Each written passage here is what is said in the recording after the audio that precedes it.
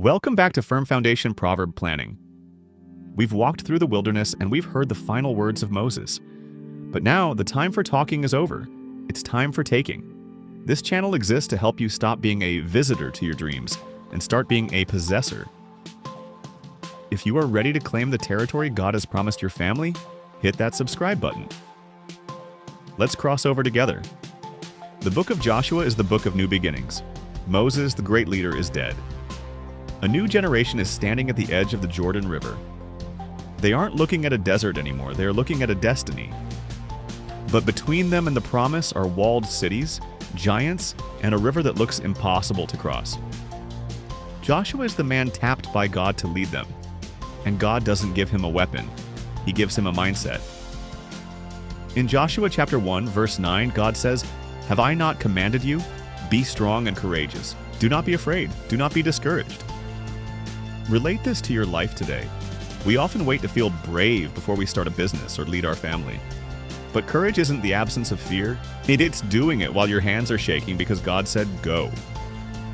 Fear is a squatter in your territory. Joshua teaches us that you don't negotiate with fear, you evict it. People ask, what was Joshua's secret? Was it military training? No. Look at Joshua 1, verse 8.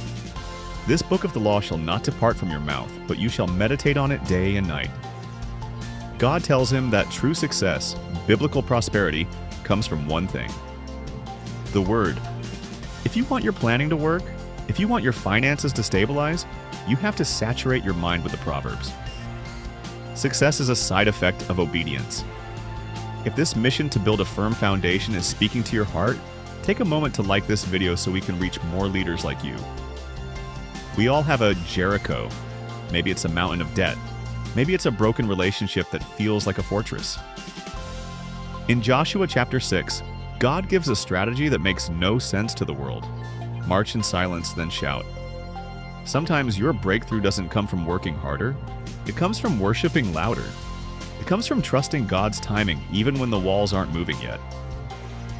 On the seventh day, the walls didn't just crack. They fell flat.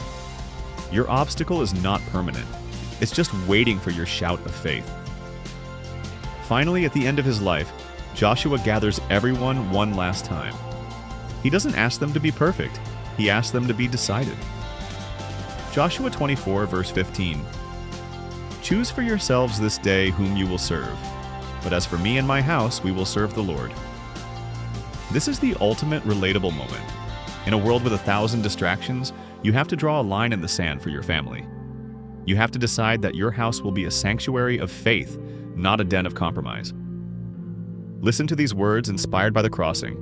The leader falls, the mantle stays, the river starts to rise. But Joshua looks beyond the flood with fire in his eyes. It's not by sword or human strength. The heavy walls come down, but by the word within the heart and faith upon the ground. So meditate both day and night, and let the fear depart, for God is with you in the fight if courage fills your heart. Today we choose the narrow way, the promise and the light. For me and mine, we serve the King with all our heart and might.